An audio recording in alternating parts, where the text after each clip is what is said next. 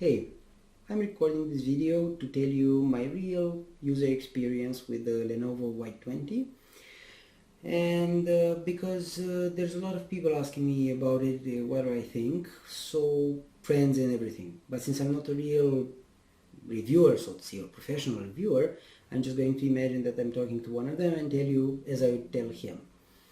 So first of all, to brag about it, I bought it because I wanted a pretty thin gaming laptop that would be easy to hold in hand, and I really like that it's black and everything. It doesn't really have a lot of gamey looks. Okay, I also thought that since it's thin, it's cooling, it's very nice that they made this cooling on the back area. I thought that I could use it in bed. I can't, because the hot air comes through here and directly on my legs. You can use it for a little while, but not really for a long time, as I imagined. Since I searched for this model on YouTube before I bought it, I still get a lot of reviews as recommended videos, and I'm looking at them and I don't really like all the stuff that I see there. First of all, a few things about the laptop. It has an i7 7th generation quad-core processor. I bought the biggest processor there was on the laptop because I knew you couldn't change it later. I'm a professional web developer, so I don't really need a graphics chip. So I bought the model with the smallest one, the 4 gigs. I bought the one with 8 gigs of RAM because I thought, okay, I'll just buy 8 gigs more if I need it, and I didn't. It didn't have an SSD drive, but it has a PCI to slot where I just put an SS drive. It was cheaper than the model with it integrated. It wasn't really easy to open because it has like 11 screws on the back. Okay, here, look, here, here, here, here, here, here, here, and 4 up on top. In the reviews I see that a lot of people like the fact that it opens easily. Okay, so you can just open the lid and it's very nice. There is a problem with this. Because the lid opens very easily and everything, you get this movement here. Okay, and when you pick it up quickly, you get the feeling that you might drop it or something. It's not a real feeling, but still doesn't feel that great. It's not a big problem with the laptop. As I said, it's very fast. I put the SSD drive in because once you use a computer with an SSD drive, you can't really go back.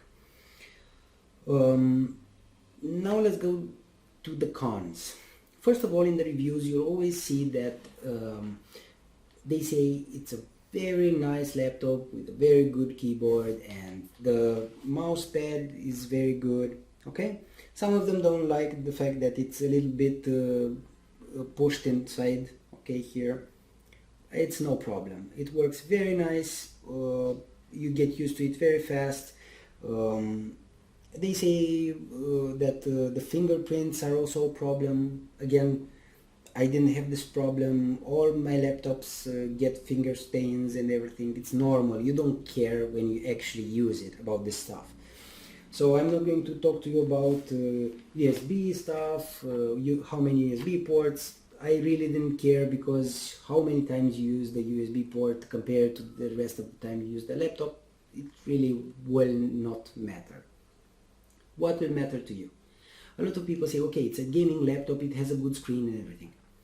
It really, really doesn't. Compared to the laptop I bought after this, which is an Asus ROG G75, okay, I can really see the difference. So I'm not going to ask you to trust me on my word. I'm just going to put them one next to each other, and you can decide for yourself. Okay, so now I'm recording both screens next to each other. Both have a white background. Okay, so I'm getting closer. You can actually see the difference very easily. Okay. I also use this laptop outside, and I actually had issues with it when it was sunnier. So I didn't really get that great gaming bright screen feeling outside, as you could see from the differences between those two. Another problem this laptop has, and I don't know if you thought about it because I didn't when I bought it, is this little nice charging jack. Okay, it's a Lenovo proprietary jack, but for the life of me I couldn't find a cheap car charger, so this was a problem. But as I'm imagining that you're my friend, I'm just going to tell you its biggest issue and why I think you shouldn't buy it. A few weeks after I bought the laptop, some of the keys stopped working. It was the E, G, H, space and FM key. I thought, okay, I'll just check for the Lenovo support and I'll just send the laptop or I don't know. On the forums, there are a lot of people having the same exact issue. I called the Lenovo support line and they redirected me to a service area in my city, and they said yes, that this model has an actual problem with these keys. They don't know what the problem is, they just want you to send the laptop, they replace either the keyboard or the mother base, and it will be about 2 weeks until you get it back if they don't just refund you for it. So this is a big problem. I searched for this issue on the forums again, and the Lenovo support there says that okay, you can either unplug the power cord, then hold the button for 20 seconds, the shutdown button, and then put the cord on inside and everything else. So okay, I really don't want to have to stop working for 2 weeks until they bring me a new laptop or they replace the motherboard or something on this one. They don't seem to know what the problem is or where it's coming from. And also I don't want to plug it in and plug it out and everything else just to make sure the keyboard is working again. And I tried this just out of curiosity and the keys didn't start working. However, if you push them very hard down, sometimes they start working. So this is a big problem when you want a laptop that you can walk around with and not just have a keyboard extended out of it. So for me, this laptop is a problem laptop. Okay, you make up your mind.